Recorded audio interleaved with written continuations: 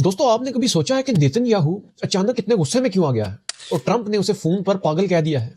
और ये बात खुद ट्रंप ने तस्लीम भी कर ली है। मगर असल फिल्म है क्या, हम आपको वो बताएंगे। ईरान और अमेरिका के दरमियान मुआहदा हो चुका है और इस मुआहदे की शराइत देखकर इसराइल में खलबली मची हुई है। सबसे पहले बात करते हैं पैसों की। अमेरिका और खित्ते के मुमालिक मिलकर ईरान की तमीर नौ के लिए $300 अरब का फंड बनाने पर राजी हुए हैं। 300 अरब, ये कोई मामूली रकम नहीं है। इसके अलावा ईरान के मुंजमद असासों में से भी अरबों डॉलर वापस किए जाएंगे। अब सबसे दिलचस्प बात सुने, ईरान के मिसाइल प्रोग्राम पर कोई पाबंदी नहीं लगाई गई।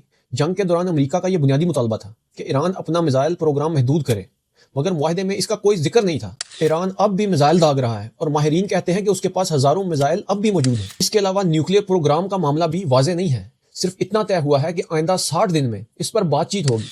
और इसके अलावा ट्रंप ने खुद कह दिया है कि ईरान को महदूद सतह पर यूरेनियम अफजूदगी की इजाजत दी जा सकती है। याद करें, यही ट्रंप पहले कहा करता था कि ईरान का पूरा न्यूक्लियर प्रोग्राम खत्म होना चाहिए। वही ट्रंप ईरान के लिए नरम होता दिखाई दे रहा है। और सबसे बड़ी बात, ना कोई रजीम चेंज हुई, ना ईरानी हुकूमत के खात्मे की कोई शर्त। जिस हुकूमत को इसराइल अपना सबसे बड़ा दुश्मन समझता है, वो हुकूमत जू की तू कायम है और ऊपर से 300 अरब डॉलर भी ले जा रही है। अब आप खुद सोचें, नेतन्याहू ने महीनों जंग लड़ी, हजारों जानें गईं, तेल की कीमतें बढ़ी, पूरा हित्ता हिला, और आखिर में मिला क्या?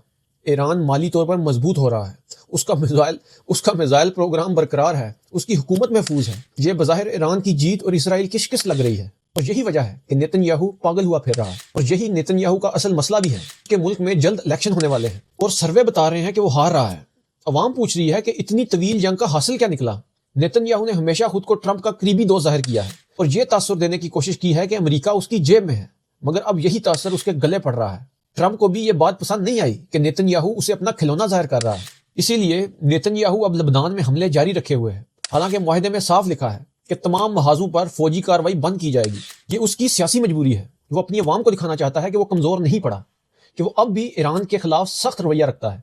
मगर इसी जिद की वजह से ट्रंप उससे नाराज हो रहा है। तो इसीलिए हकीकत यह है कि नेतन्याहू का बदमाश बनना कोई नजरियाती फैसला नहीं है, ये खालिस सियासी मजबूरी है। एक ऐसा लीडर जो इलेक्शन हार रहा है, जिसकी जंग का कोई ठोस नतीजा नहीं निकला, वो सख्ती दिखाकर अपनी सियासत बचाने की कोशिश कर रहा है, यानी अमेरिका से टकरा रहा है।